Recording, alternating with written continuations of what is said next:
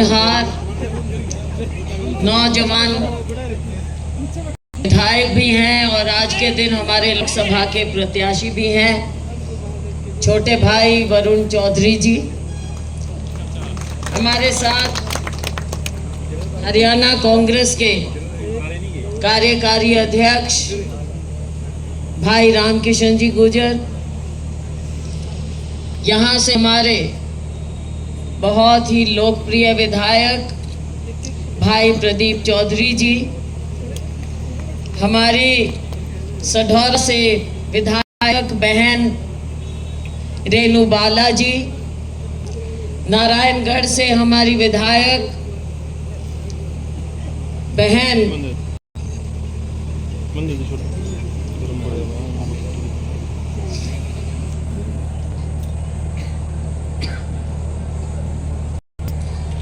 नारायणगढ़ से हमारी बहन विधायक बहन शैली चौधरी जी,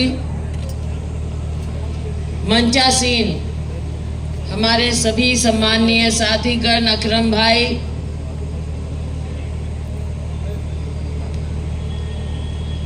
अकरम खान जी,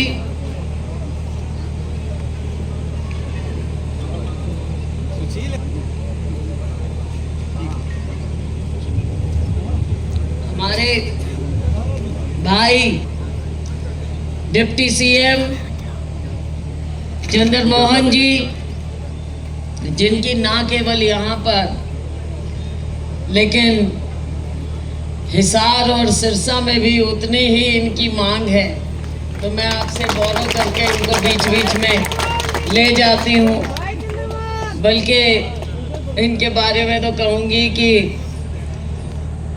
देखो, जब लोगों की आवाज़ें आ जाती हैं तो लोकतंत्र में क्या होता है। हिसार से भी लोग चाहते थे कि चंद्रमोहन जी चुनाव लड़े लोकसभा का। तो साथियों, बात ये है कि यहाँ पर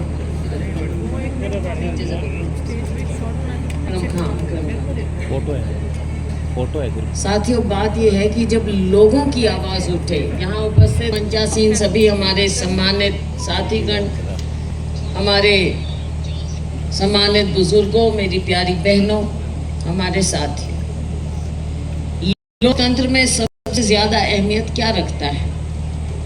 हमारी बात नहीं रखती, लोकतंत्र में अहमियत रखते हैं आप लोग और आपकी आवाज। आज दिन आप समझ लीजिए कि आज 20 तारीख, आज 5 चरण चुनाव के पूरे हो जाएंगे। तीसरे चरण के बाद ही नीचे से आवाज आनी शुरू हुई देश भर में कि अब की बार भाजपा की सरकार नहीं बनने वाली। तीसरे चरण से हो गए और चौथे चरण के बाद पता होने का आज 5वां चरण हो जाएगा। और इसकी मिसाल सबसे ज्यादा आप क्या देखेंगे?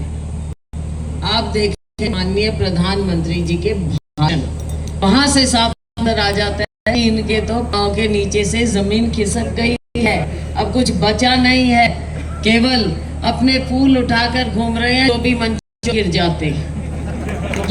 भाई हमने तो गिराया नहीं ना, हमने ही गिराया। ये तो ऊपर से आवाज आई, नीचे से लोगों का मन जो हुआ, तो उससे भाई अपने आप फूल गिरता हुआ नजर आया। तो साथियों, बात कहने की ये है कि मुझे आपने बहुत प्यार दिया, बहुत प्यार दिया है। तो मैं तो सिरसा में अब भाषण बोलती हूँ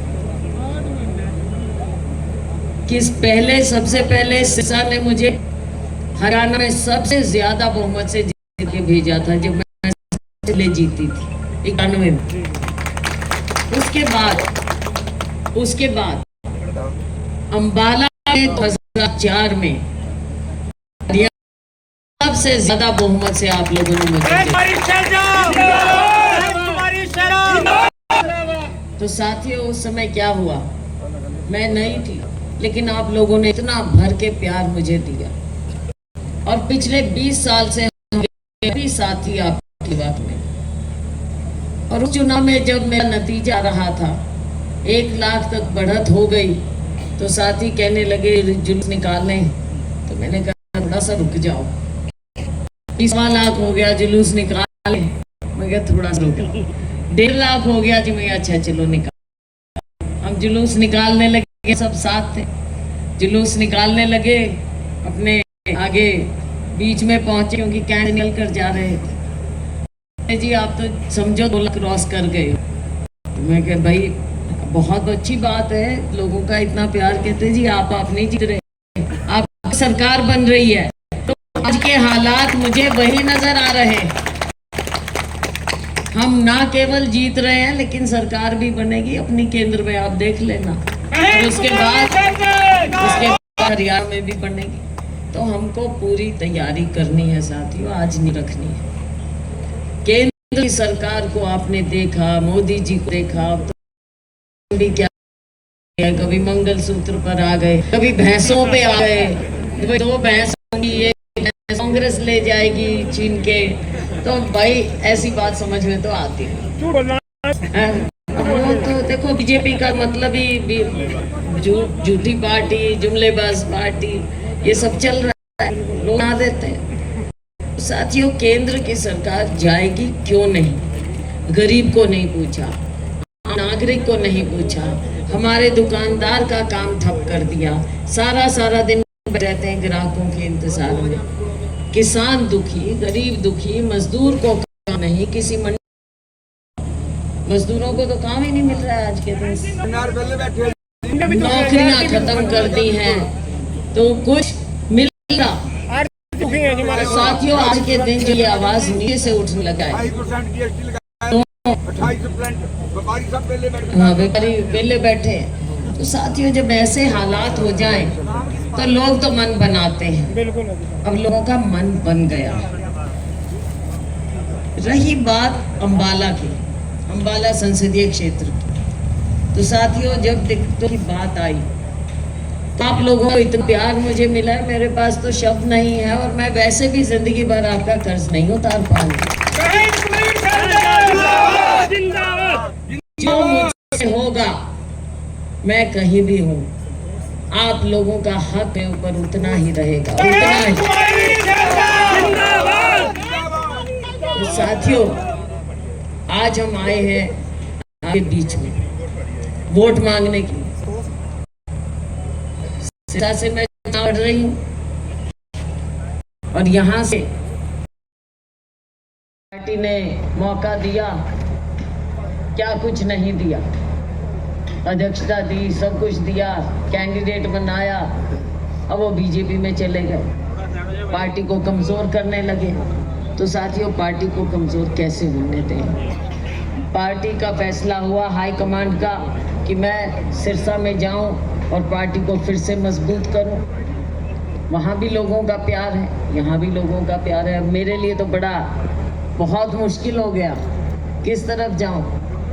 तो सोचा कि यहाँ से फिर हम क्या करें, भाई यहाँ भी कैंडिडेट अगर हम ठीक नहीं देंगे तो कैसे बात बनेगी। अब वरुण जी को सब जानते हैं, मौलाना जी को देखो, पुराना परिवार का, मैंने भी इनसे बात कही, भाई वरुण चौधरी जिंदाबाद, वरुण चौधरी जिंदाबाद। मैंने इनसे भी बात की और सभी साथियों से बात की कि अब हमको यहाँ क्या करना चाहिए। एक मत था, सबकी राय थी कि वरुण जी को हम यहाँ से अपना सांसद बनाएं।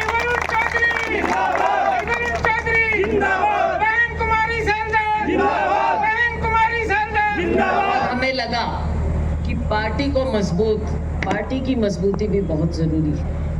मौलाना जी का योगदान रहा, वो पीसीसी प्रेसिडेंट रहे, और वरुण खूब मैंने देखा है विधानसभा में पूरे डट के आवाज उठाते हैं अपने इलाके की, और अब पूरे अंबाला की संसद में आवाज उठाएंगे पूरे उसी तरह से।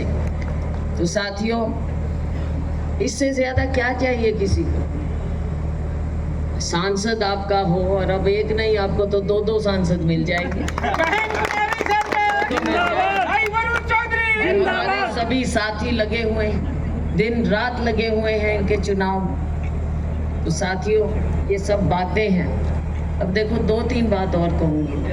हमारा जो घोषणा पत्र है, समय कम है, मैं 3 पॉइंट आपको बोलूंगी जो सबको प्रभावित करते हैं। साथियों, किसानों की बात, हर जगह किसानों ने आवाज उठाई, किसानों पर लाठियां बरसी, किसानों की आवाज सुनी नहीं सरकार ने, क्योंकि हम जो पहले भी आपको कहते थे कि आम नागरिक से इस सरकार का, भाजपा का कुछ लेना देना नहीं है। ये तो बहुत बड़े धनाढ्यों की सरकार है। मोदी जी के दोस्त कौन है? कौन है? बस फिर वो दोस्त हैं तो उनका और आपका मुकाबला हो सकता है क्या? कुछ ना जी, कुछ नहीं। गरीब तो और गरीब हो गया है और वो और अमीर हो गए, और अब तो कुछ बात बची नहीं, ना कहने की ना सुनने। हम आपको वायदा करते हैं, केंद्र में हमारी सरकार बनेगी तो किसानों के लिए हम किसानों का कर्जा भी माफ करेंगे और किसानों की एमएसपी को कानूनी